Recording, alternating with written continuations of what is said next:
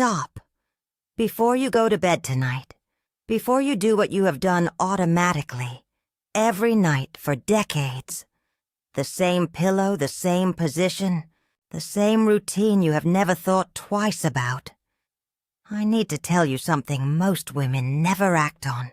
The way you sleep is aging your skin every single night, while you are unconscious and completely unable to do anything about it in the moment.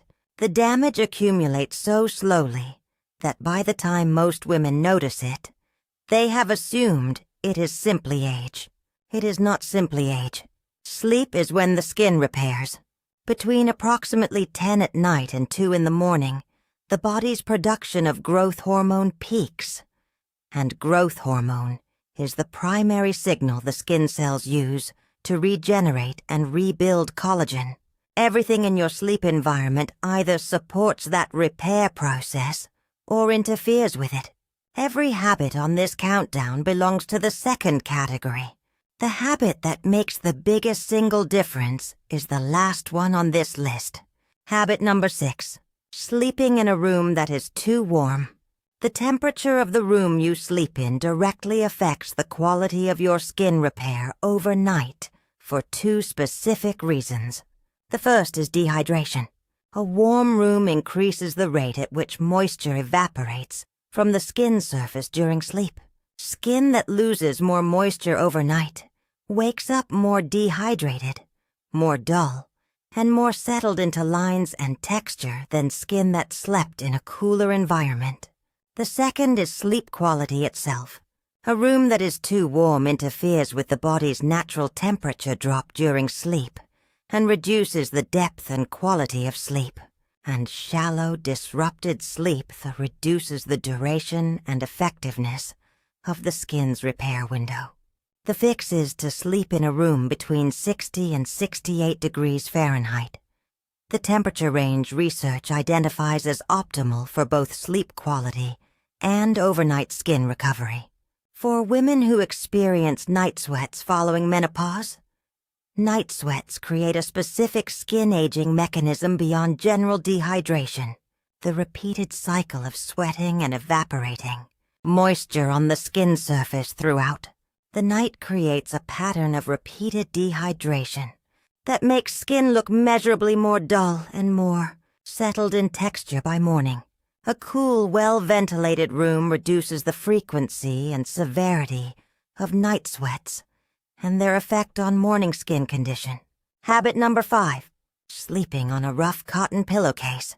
A standard cotton pillowcase has a textured surface that creates friction against the skin as the face moves during sleep. And the face does move during sleep, repeatedly and involuntarily, for 8 hours every night. That friction does 2 things to aging skin. It creases, and it tugs. The creasing from repeated friction against a rough surface contributes to sleep lines that, on younger skin, disappear within minutes of waking. On mature skin, where collagen and elastin have decreased significantly, those sleep lines linger for hours and over years can contribute to the deepening of existing lines. The tugging from friction also affects the delicate skin around the eye area, an area that is already thinning with age and particularly sensitive to repeated mechanical stress. The fix is to switch to a silk or high-quality satin pillowcase. Silk creates significantly less friction than cotton. The face glides over it, rather than dragging against it. Sleep lines are reduced. The tugging effect around the eyes is reduced. The pillowcase also absorbs less of the moisture and overnight skincare products, keeping more hydration in contact with the skin through the night. A white or light-colored pillowcase makes any makeup or product transfer immediately visible, creating an accountability mechanism that shows you exactly how much product is being pressed into your skin overnight and how much hydration is being absorbed by the fabric rather than staying where it belongs. Habit number 4. Sleeping on your side or stomach with your face pressed into the pillow. When you sleep on your side, One cheek is pressed against the pillow for the entire duration of sleep. The weight of the head compresses that cheek, pulling the skin in a specific direction for 8 uninterrupted hours. On a mature face where elasticity has decreased and the skin settles more slowly after mechanical stress, that 8 hours of directional compression contributes to the gradual deepening of lines on the sleep side of the face, a phenomenon dermatologists document as sleep side asymmetry, where the face shows more visible aging on the side most frequently pressed into the pillow. Stomach sleeping is even more compressive. The fix that preserves sleep position preference while reducing the compressive effect is a contoured memory foam pillow with a recessed area for the face, keeping the skin from being compressed while still supporting the head. Training yourself to sleep on your back eliminates all facial compression and is the most complete solution. The most effective technique for establishing back sleeping is to place a firm pillow or rolled towel on each side of the head, making rolling to the side during sleep physically awkward rather than automatic. Some women find that placing a pillow under the knees makes back sleeping more comfortable by reducing lower back tension. It takes approximately 3 to 4 weeks of consistent effort to establish a new sleep position as the default, but the women who do it report visible improvements in morning skin condition within the first month. Habit number 3, going to bed without applying a nighttime moisturizer. I am framing this as a sleep habit deliberately because the timing, the window immediately before sleep, is what makes it so important for skin over 60. During the skin's repair window, the skin actively draws on available resources. Skin that goes into the repair window, well moisturized, has a more effective repair cycle than skin that enters it dehydrated. The barrier function repairs more effectively. Collagen synthesis is more effective. The morning skin condition is measurably better. For skin over 60 with reduced sebum production and compromised barrier function, the difference between going to bed moisturized and going to bed without is not subtle. It is visible in the morning texture, the morning plumpness, and the overall morning radiance. The fix is a moisturizer formulated for overnight use, richer and more occlusive than a daytime moisturizer, containing ceramides, peptides, or hyaluronic acid, applied immediately before sleep rather than an hour earlier, when some benefit will have already been lost to evaporation. The specific ingredient that makes the biggest difference for skin over 60 is ceramides. Ceramides decrease significantly after 60. A nighttime moisturizer containing ceramides is not just hydrating the skin, it is actively restoring the barrier function that allows the skin to retain that hydration through the full repair window. Ceramide-containing moisturizers produce a morning skin condition that is measurably different from moisturizers without them. Habit number 2, sleeping with your face partially covered by hair. Women who sleep with their hair down, especially longer hair, often wake with hair across the face, hair pressed against the cheek or forehead, or hair in contact with the skin around the hairline for most of the night. And hair that rests against the skin overnight transfers everything it is carrying to that skin. Natural oils from the scalp, any styling products applied during the day, dust and environmental particles accumulated throughout the day.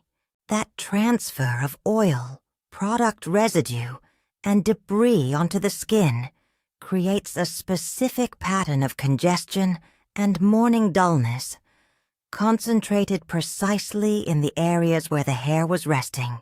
On skin over 60 that is already more sensitive and slower to clear congestion, this overnight transfer can make a visible and consistent difference to the clarity and texture of the skin in those areas. The fix is simply to sleep with the hair secured away from the face, in a loose braid, a soft fabric scrunchy ponytail, or a loose bun at the nape of the neck. Loose enough that it does not create tension at the hairline, but any method that keeps the hair from resting against the facial skin eliminates the transfer problem entirely.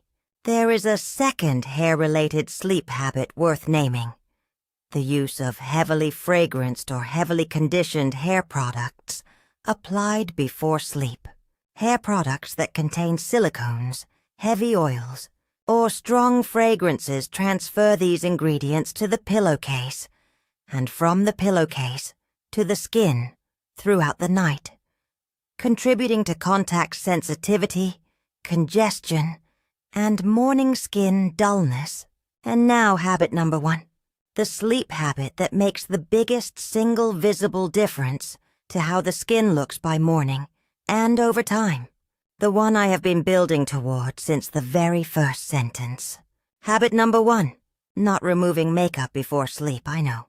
This sounds like the most obvious piece of skincare advice ever given, and yet it is the habit most consistently skipped on the nights when it matters most. The late nights, the tired nights, the nights when the effort of standing at the sink for 4 minutes feels genuinely impossible. Here is what happens when makeup is left on the skin during the repair window. Makeup sits in the pores and the micro-texture of the skin during the hours of peak cellular regeneration. It prevents the skin's surface from breathing normally. It blocks the migration of sebum. It holds environmental particles and pollutants accumulated throughout the day in direct contact with the skin for 8 hours. And on skin over 60, where pore size has increased slightly, and where the skin's natural clearance mechanisms are slower, that 8 hours of contact produces more visible damage to skin clarity, texture, and radiance than the same 8 hours would on younger skin. The fix is not a 10-step evening cleanse. The fix is a single micellar water-soaked cotton pad kept on the bedside table for exactly these nights. 30 seconds. 1 pad. Every trace of makeup removed without any trip to the bathroom, without anything standing between the impulse and the action, except a reach to the bedside table. The morning skin of a woman who has never once gone to sleep in her makeup looks noticeably different from the skin of a woman who does it regularly. Not because of dramatic damage on any single night, but because of the accumulated difference across hundreds of nights of uninterrupted versus interrupted repair. Every single habit on this list is fixable tonight. Not next week. Tonight. Which of these 6 habits will you change first? Tell me in the comments. I read every single one.